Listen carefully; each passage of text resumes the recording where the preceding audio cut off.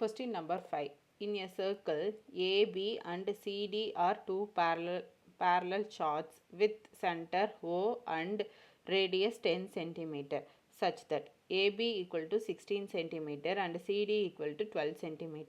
Determine the distance between the two chords ன்னு கொடுத்துருக்காங்க. ஓவை மையமாக தமிழை ரிப்பீட் பண்ணுறேன். ஓவை மையமாக உடைய வட்டத்தில் ஏபி மற்றும் சிடி என்பன இரு இணையான நாண்கள் ஆகும். மேலும் ஆரம் 10 centimetre, AB equal to 16 centimetre மற்றும் சிடி ஈக்குவல் டு 12 சென்டிமீட்டர் எனில் இரு நாண்களுக்கு இடைப்பட்ட தொலைவை தீர்மானிக்க அப்படின்னு சொல்லியிருக்காங்க. ஸோ ஒரு சர்க்கிள் இருக்குது, அது சென்டர் பாயிண்ட் வந்து 0ன்னு சொல்லிட்டாங்க.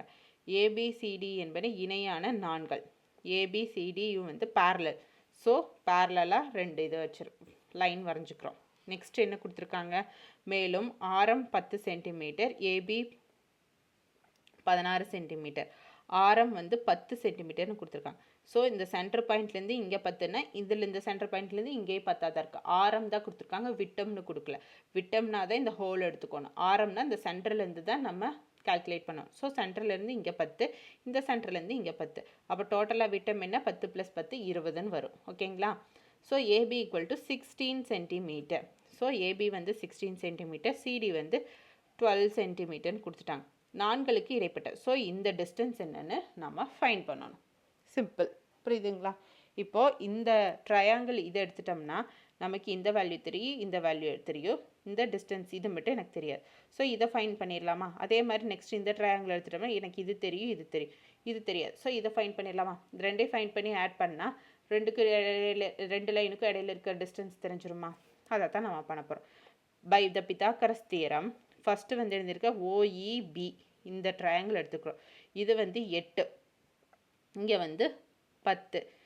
8ன்னா ஏன் 8ன்னு எடுக்கிறேன்னா இந்த மொத்த டிஸ்டன்ஸ் வந்து 16. ஸோ இது டிவைடட் பை 2ன்னு போட்டால் எனக்கு என்ன கிடைக்கும், 8ன்னு கிடைக்கும். ஸோ அதை தான் நான் எடுத்துருக்கிறேன். புரியுதுங்களா? ஸோ அப்ளை பண்ணால் 10 squared equal to X square plus 8 ஸ்கொயர்டுன்னு கிடைக்குமா? So 10 ஸ்கொயர்னா 100 equal to X squared, ஏன்னா 8 ஸ்கொயர்னா 64. ஸோ 100 - 64 36. எக்ஸ் ஸ்கொயரோட வேல்யூ, எக்ஸோட வேல்யூ வந்து √36னா 6 சென்டிமீட்டர். ஸோ எனக்கு கிடச்சிச்சு. நெக்ஸ்ட்டு இந்த அடுத்த ட்ரையாங்கிள் எடுக்கிறோம். ஸோ அடுத்த ட்ரையாங்கிள் என்ன, ஓஎஃப்சி எடுத்தோம்னா இந்த ஒய் இது 10 6ன்னு எடுத்துக்கிறோம். அதே மாதிரி தான் 12 டிவைடட் பை 2 6. ஸோ அதை தான் எடுத்துக்கிறோம். ஸோ ஓசி ஸ்கொயர்டு வந்து 10 ஸ்கொயர்டு, ஓஎஃப் வந்து y squared 6 squared. So 36, 100 - 36 equal to y ஸ்கொயர்டுன்னு வரும். அப்போ 64 equal to y squared. 64 root எடுத்தால் 8 சென்டிமீட்டர் கிடைக்கும். ஒய் வேல்யூ வந்து 8 சென்டிமீட்டர்னு எனக்கு கிடச்சிருச்சு. ஸோ இப்போது இதையும் இந்த வேல்யூ ஆட் பண்ணால் எனக்கு மொத்த டிஸ்டன்ஸ் கிடச்சிருமா? அவங்க கேட்டுருக்கிறது மொத்த டிஸ்டன்ஸ் தான். ஸோ இந்த வேல்யூ நெக்ஸ்ட் ஆட் பண்ண போகிறோம். ஸோ இஎஃப் எனக்கு வேணும். EF equal to OF plus OE.